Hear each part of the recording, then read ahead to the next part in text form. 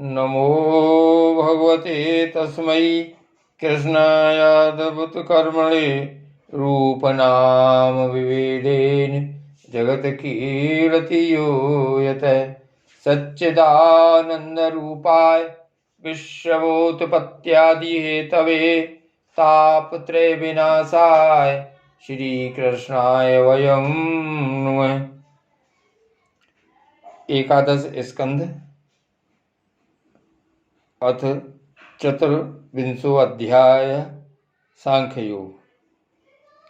भगवान श्री कृष्ण कहते हैं, प्यारे उद्धव, अब मैं तुम्हें सांख्य शास्त्र का निर्णय सुनाता हूँ। प्राचीन काल के बड़े बड़े ऋषि मुनियों ने इसका निश्चय किया है। जब जीव इसे भलीभांति समझ लेता है तो वह भेद बुद्धि मूलक सुख दुखादि रूप भ्रम का तत्काल त्याग कर देता है। युगों से पूर्व प्रलय काल में, आदि सत्य युग में और जब कभी मनुष्य विवेक निपुण होते हैं, इन सभी अवस्थाओं में यह संपूर्ण दृश्य और दृष्टा, जगत और जीव विकल्प शून्य किसी प्रकार के भेदभाव से रहित केवल ब्रह्म ही होते हैं। इसमें संदेह नहीं कि ब्रह्म में किसी प्रकार का विकल्प नहीं है। वह केवल अद्वितीय सत्य है। मन और वाणी की उसमें गति नहीं है। वह ब्रह्म ही माया और उसमें प्रतिबिंबित जीव के रूप में दृश्य और दृष्टा के रूप में दो भागों में विभक्त सा हो गया।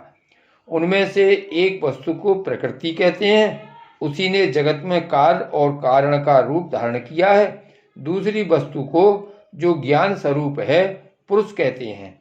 उद्धव जी, मैंने ही जीवों के शुभ अशुभ कर्मों के अनुसार प्रकृति को क्षुब्ध किया। तब उससे सत्व, रज और तम ये तीन गुण प्रकट हुए। उनसे क्रिया शक्ति प्रधान सूत्र और ज्ञान शक्ति प्रधान महतत्व प्रकट हुए। वे दोनों परस्पर मिले हुए ही हैं। महतत्व में विकार होने पर अहंकार व्यक्त हुआ। यह अहंकार ही जीवों को मोह में डालने वाला है। वह तीन प्रकार का है, सात्विक, राजस और तामस। अहंकार पंच तन्मात्रा, इंद्रिय और मन का कारण है, इसलिए वह जड़ चेतन उभयात्मक है। तामस अहंकार से पंच तन्मात्राएं और उनसे पांच भूतों की उत्पत्ति हुई तथा राजस अहंकार से इंद्रियां और सात्विक अहंकार से इंद्रियों के अधिष्ठाता 11 देवता प्रकट हुए। ये सभी पदार्थ मेरी प्रेरणा से एकत्र होकर परस्पर मिल गए और इन्होंने यह ब्रह्मांड रूप अंड उत्पन्न किया। यह अंड मेरा उत्तम निवास स्थान है। जब वह अंड जल में स्थित हो गया तब मैं नारायण रूप से इसमें विराजमान हो गया। मेरी नाभि से विश्व कमल की उत्पत्ति हुई। उसी पर ब्रह्मा का आविर्भाव हुआ। विश्व समष्टि के अंतःकरण ब्रह्मा ने पहले बहुत बड़ी तपस्या की। उसके बाद मेरा कृपा प्रसाद प्राप्त करके रजोगुण के द्वारा भू भुवः स्वः अर्थात पृथ्वी, अंतरिक्ष और स्वर्ग, इन तीन लोकों की और इनके लोकपालों की रचना की। देवताओं के निवास के लिए स्वर्गलोक, भूत प्रेत आदि के लिए भूवरलोक, अंतरिक्ष और मनुष्य आदि के लिए भूलोक, पृथ्वीलोक का निश्चय किया गया। इन तीनों लोकों से ऊपर महर्लोक, तपलोक और सिद्धों के निवास स्थान हुए। सृष्टि कार्य में समर्थ ब्रह्मा जी ने असुर और नागों के लिए पृथ्वी के नीचे अतल, वितल, सुतल आदि 7 पाताल बनाए। इन्हीं तीनों लोकों में त्रिगुणात्मक कर्मों के अनुसार विविध गतियां प्राप्त होती हैं। योग, तपस्या और संन्यास के द्वारा महर्लोक, जनलोक, तपलोक और सत्यलोक रूप उत्तम गति प्राप्त होती है तथा भक्ति योग से मेरा परम धाम मिलता है। यह सारा जगत कर्म और उनके संस्कारों से युक्त है। मैं ही काल रूप से कर्मों के अनुसार उनके फल का विधान करता हूँ। इस गुण प्रवाह में पढ़कर जीव कभी डूब जाता है, कभी ऊपर आ जाता है, कभी उसकी अधोगति होती है और कभी उसे पूर्णवश उच्च गति प्राप्त हो जाती है। जगत में छोटे बड़े मोटे पतले जितने भी पदार्थ बनते हैं सब प्रकृति और पुरुष दोनों के संयोग से ही सिद्ध होते हैं। जिसके आदि और अंत में जो है वही बीच में भी है और वही सत्य है। विकार तो केवल व्यवहार के लिए की हुई कल्पना मात्र है। जैसे कंगन कुंडल आदि सोने के विकार और घड़े सकोरे आदि मिट्टी के विकार पहले सोना या मिट्टी ही थे, बाद में भी सोना या मिट्टी ही रहेंगे, अतः बीच में भी वे सोना या मिट्टी ही हैं। पूर्ववर्ती कारण में तत्ववादी भी जिस परम कारण को उपादान बनाकर अपर यानी अहंकार आदि कार्य वर्ग की सृष्टि करते हैं वही उनकी अपेक्षा भी परम सत्य है। तात्पर्य यह है कि जब जो जिस किसी भी कार्य के आदि और अंत में विद्यमान रहता है वही सत्य है। इस प्रपंच का उपादान कारण प्रकृति है, परमात्मा अधिष्ठान है और इसको प्रकट करने वाला काल है।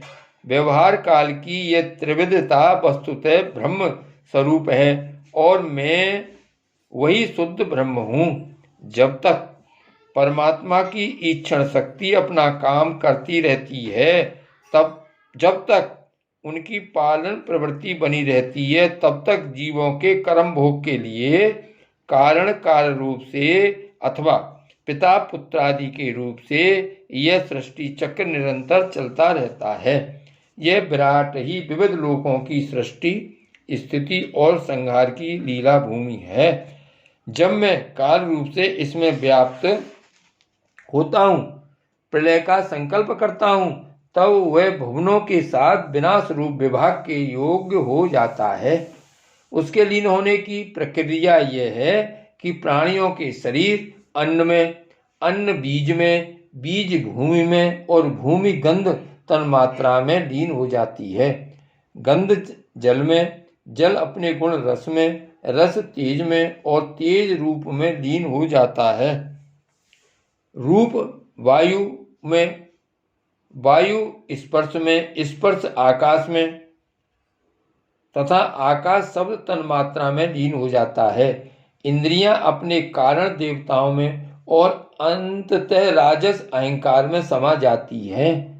हे सौम्य, राजस अहंकार अपने नियंता सात्विक अहंकार रूप मन में, शब्द तन्मात्रा पंचभूतों के कारण तामस अहंकार में और सारे जगत को मोहित करने में समर्थ त्रिविध अहंकार में तत्व में लीन हो जाता है।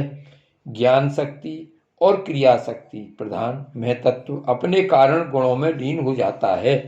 गुण अव्यक्त प्रकृति में और प्रकृति अपने प्रेरक अविनाशी काल में लीन हो जाती है।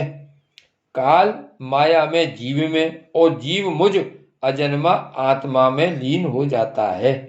आत्मा किसी में लीन नहीं होता, वह उपाधि रहित अपने स्वरूप में ही स्थित रहता है। वह जगत की सृष्टि और लय का अधिष्ठान एवं अवधि है। उद्धव जी, जो इस प्रकार विवेक दृष्टि से देखता है उसके चित्त में यह प्रपंच का भ्रम हो ही नहीं सकता। यदि कदाचित उसकी स्फूर्ति हो भी जाए तो वह अधिक काल तक हृदय में ठहर कैसे सकता है?